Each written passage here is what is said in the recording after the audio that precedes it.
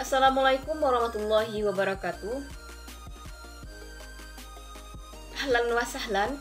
Halo masyarakat dunia maya. Baiklah, di video kali ini saya ingin menjelaskan secara lisan konsep dasar filsafat pada aspek ilmu pendidikan agama Islam.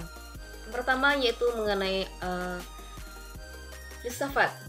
Filsafat itu merupakan teori umum dari pendidikan, atau filsafat merupakan landasan dari semua pemikiran mengenai pendidikan. Persoalan manusia yang berkaitan dengan pendidikan itu sendiri sebenarnya masih merupakan suatu hamparan yang sangat luas. Apalagi pada era transformasi, globalisasi pada dekade terakhir ini. Persoalan pendidikan semakin kompleks dan rumit. Konsep pendidikan dalam arti luas, sebagaimana menurut pendapat saya, sebagai perbuatan dan usaha dari generasi tua untuk mengalihkan pengetahuan, pengalaman, kecakapan, dan keterampilannya kepada generasi muda agar dapat memahami fungsi hidup baik jasmani maupun rohani. Upaya ini dimaksudkan untuk meningkatkan anak untuk memikul tanggung jawabnya moral di segala perbuatannya. Nah, selanjutnya pengertian tinjauan filsafati, ontologi, epistemologi, dan aksiologi. Ada beberapa teori kebenaran menurut pandangan filsafat dalam bidang ontologi, epistemologi, dan aksiologi. Ontologi seringkali diidentifikasikan dengan metafisika, yang juga disebut dengan proto-filsafat atau filsafat yang pertama. Persoalan tentang ontologi menjadi pembahasan yang utama dalam bidang filsafat, yang membahas tentang realitas. Realitas adalah kenyataan yang selanjutnya menjurus pada sesuatu kebenaran. Epistemologi adalah nama lain dari logika material atau logika mayor yang membahas dari isi pikiran manusia, yaitu pengetahuan. Nah, selanjutnya yaitu epistemologi, merupakan studi tentang pengetahuan, bagaimana mengetahui benda-benda. Epistemologi setiap pengetahuan manusia merupakan hasil dari pemeriksaan dan penyelidikan benda hingga akhirnya diketahui manusia.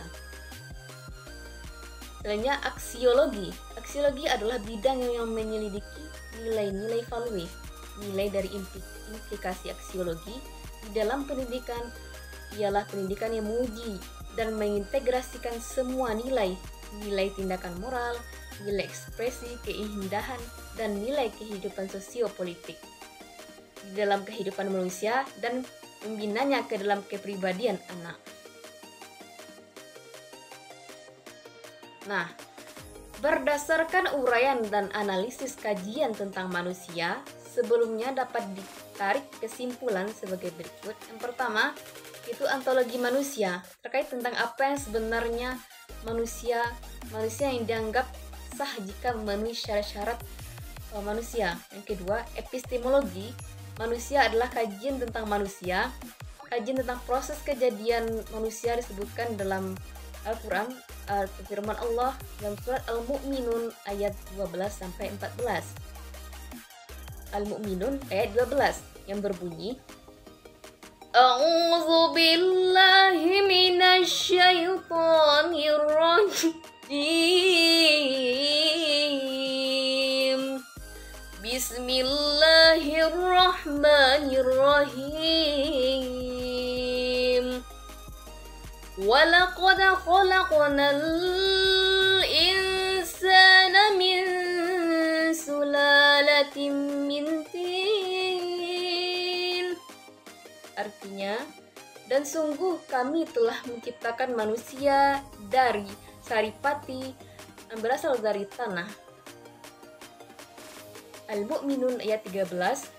Bismillahirrahmanirrahim. Summa ja'alnahu nutfatan fi qararin makin. Artinya, kemudian kami menjadikannya air mani yang disimpan dalam tempat yang kukuh, itu rahim. Al-Mu'minun ayat 14. Bismillahirrahmanirrahim. Summa khalaqna nudfatan 'alaqatan fa khalaqnal 'alaqata mudghatan فخلقنا المضغة عظاما فكسونا العظام لحما ثم أنشأناه خلقا آخر فتبارك الله أحسن الخالقين.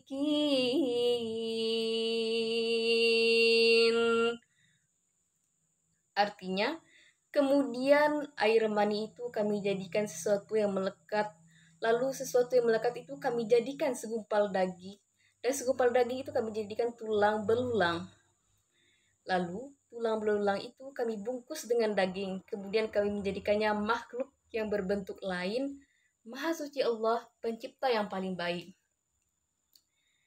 Jadi berdasarkan ayat tersebut, terlihat proses kejadian manusia dari min, tin, nutfah, alaqah, mudghah, izama, lahma, khalqan, dan akhar. Ternyata jauh sebelum ilmuwan menemukan fakta ilmiah tentang kejadian manusia, Allah sudah menggambarkan dalam Al-Quran dan tidak terdapat perbedaan kecuali hanya pada istilah saja. Yang ketiga yaitu aksiologi. Aksiologi manusia merupakan kajian tentang nilai, manfaat manusia hidup secara sederhana. Untuk apa manusia hidup? Dalam pandangan Islam, tujuan manusia hidup yaitu sebagai abd Allah dan khalifah fil ard. Itu juga terdapat dalam Quran surat Az-Zariyat ayat 56 yang berbunyi, Bismillahirrahmanirrahim. Wa ma khalaqatul jinna wal insa illa liya'budun.